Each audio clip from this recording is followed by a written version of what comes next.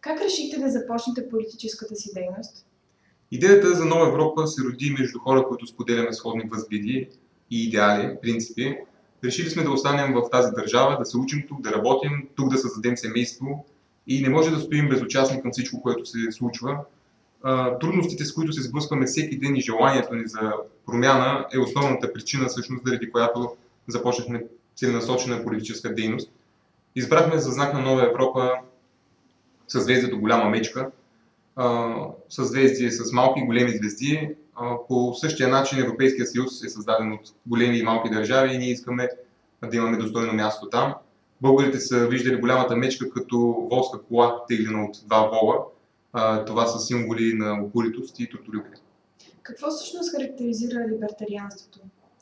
Ако трябва да преведем или по-скоро обясним значението на думата либертарианец, ще сме най-близко до това, ако кажем човек вярва в свободата.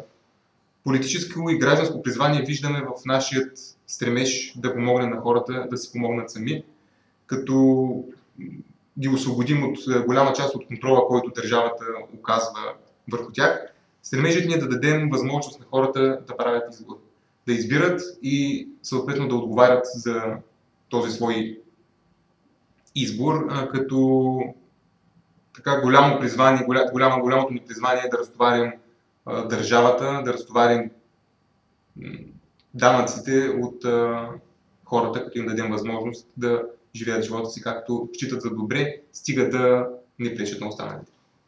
А каква е позицията на политическите процеси във Варна? Позицията ни по време на изборите 2011 година беше, че община Варна е едно силно място. Един двор обрасъл с плевели, който задушаваше желанието и поривите за живот. Като общинската администрация, общинския съвет и бившият кмет оставиха след себе си и след дългогодишното си царуване един умиращ град. Преди години се гордеех, че живея във Варна, както и много голяма част от хората, които живееха тук. В момента не е така. Техните обещания продължават с пълна сила да ни заливат, но на хората без морал, които направиха това във Варна, тези обещания изглеждат празни и лишени от смисъл. Протестите, които се случиха, които бяха през зимата, разлодяха един кораб, но той така или иначе беше тръгнал да потъва. Ние просто му помогнахме. Това е нашата позиция, тя остава непроменена и в общи линии се придържаме към позицията си от изборите 2011 година. Според вас какви стъпки трябва да бъдат предприети за подобряването на тази ситуация?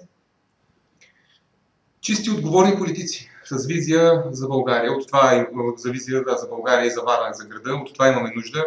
Варна именно това ще промени града и ще позволи да се гордеем отново с него. Трябва ни прозрачност, отчетност, публикуване на договорите, които общината сключва, което до сега знаете, че не се случваше, въвеждане на система за управление на качеството в общината и за контрол също така.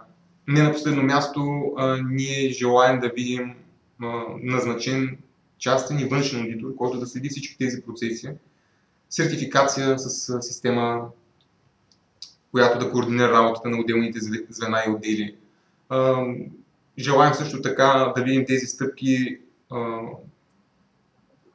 извървени бързо от професионални екипи, от хора, които знаят как се прави бизнес, знаят как да управляват бизнес, тъй като по същия начин, по който се управлява един голям бизнес, се управлява една община, управлява се и един град. Важно е хората да виждат реална полза от данъците, които плащат, което в момента не се случва.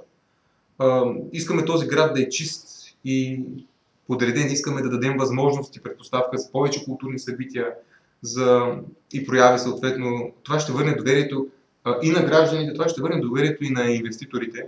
Варна има нужда от инвеститори, защото това са работни места и ние от Нова Европа вярваме, че може да постигнем тези цели.